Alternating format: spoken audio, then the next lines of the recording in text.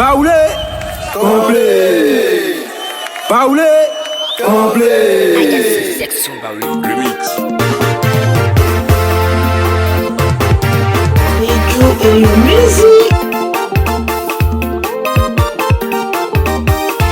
Oui, Wobeno, c'est Kumami. Wobeno, c'est Kumami. Wale Mouye, c'est Kumami. Wobeno, c'est Kumami. Nafi Beso. Wobeno, c'est Kumami. Wale Mouye, c'est Kumami. Nafi Beso. Procureur, Julio César. Miwa Wobeno, c'est Kumami. Ao Wobeno, c'est Kumami. Yang Wobeno, c'est Kumami. Wale Mouye, c'est Kumami. Ngobeno sera kumami na fibeso ngobeno sera kumami waure muwe sera kumami na fibeso Carola Marena Goda meola sera kumami Santi Grand muwe sera kumami Wale bo muwe sera kumami o Ali meola sera kumami nya ngobeno sera kumami na fibeso ngobeno sera kumami waure muwe sera kumami na fibeso Niki Melak Pafwa mwe sera kumami Sim DJ Sondo mwe sera kumami Yango Beno sera kumami o Romeo Len sera kumami Yango Beno sera kumami Nafi Beso Yango Beno sera kumami Waure mwe sera kumami Nafi Beso Waure me fite Mi wanonje o be mami Mi wanjalie o be mami Mi wanonza be mami o Se mi wana be mambenya na fi beswe Mi wangoli kanya sere kwami Itebe ole sere kwami o Se mi wansri sere kwami Debe pinya ole sere kwami na fi isu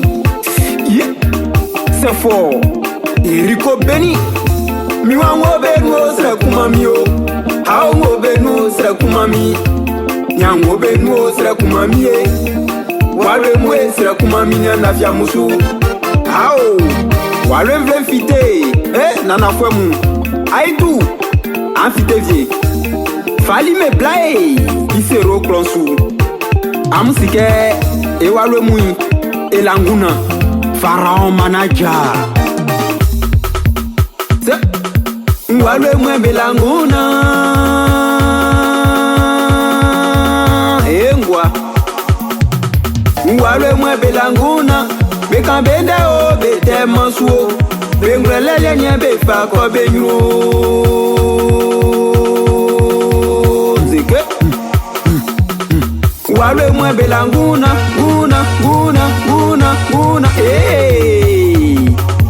Wale mwe belanguna Bekambende o bete mansu Bengwelele nye befa di juma o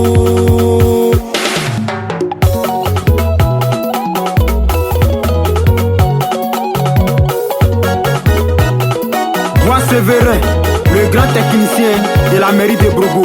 Hey. Quand la besile, le Dumakale, Miwa quand la besile, le Dumakale, Ao, Waremwe, la besile, oui, Waremwe, le Dumakale, Waremwe, la besile, Miwanya, Waremwe, le Dumakale, Ao, Waremwe, oui, Waremu, Edumakale, Nana ufe kwani, Esiye Shalibani, Nana Unzika, Baba Bona Betier, Esiye Ngezi bon sens, Alolo Amani Joni, Edumakale, oui, Maman Sidoni, Wakelo Baba Boyfe, Edumakale, Kagale Chike, oui, Betty Moïse, Edumakale, Olilota Pebranquier, comme le petit Stéphano, Ao pour Côte d'Ivoire, Inyama Yadjegoué, Assanou lo Christian Kwadjo, oui, Waremwe, Obora Baba Séraphin, Demain, oui, Waremu, Missile Kofi Fabricier, Niwanya Waremu, Baba Serge Kofi, Ao Waremwe, Baba Lukuba Kasa, Missile Saint Rodolphe, Niwa